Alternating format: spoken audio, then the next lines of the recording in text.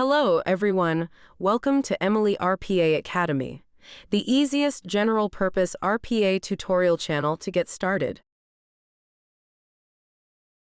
In this video, we will introduce how to use the download tool.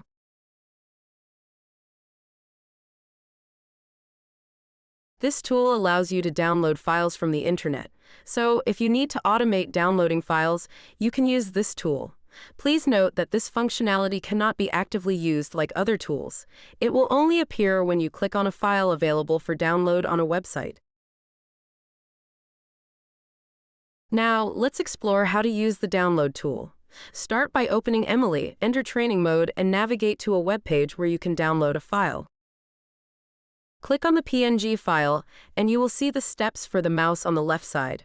On the right side, a window will appear for selecting the download destination and file name, just like a regular download. If you plan to perform post-processing on the downloaded file in your automation, we recommend following the default setting and saving it to TMP. However, if you don't need the file for further processing, you can choose any desired destination folder directly, eliminating the need to save it to TMP and then output it again. Let's save it to TMP for now. Click Save, and after saving, you will see the download step on the left side. Now open the workspace and you'll find the downloaded file in there. After downloading, you can end the training, name and upload your skill.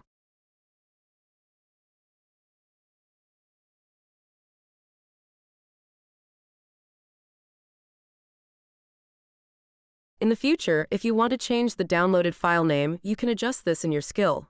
Click on your skill, find the download step, and then click on the third to last step, Tweak. Here, you'll find the option to change the file name. Modify it to your desired name, and when the skill is executed, it will download using the new file name.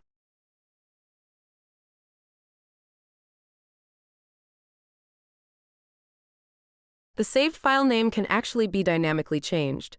Let's say there is a file named filename.txt in the workspace with the content foot.png. Go back to the download step, and instead of a fixed file name, use %filename% to dynamically name the file based on the content of the filename.txt in the workspace.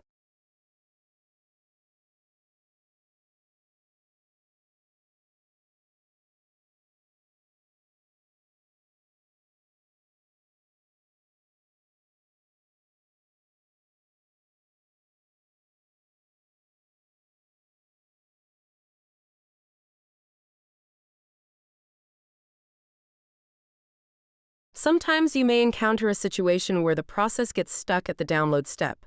This could be due to the server not responding, the website blocking the robot or crawler, etc. In such cases, you may consider writing a web script to download the file. This is the content of this course. If you have any questions, please feel free to leave a comment or post a question on the official forum. Thank you. We will see you next time.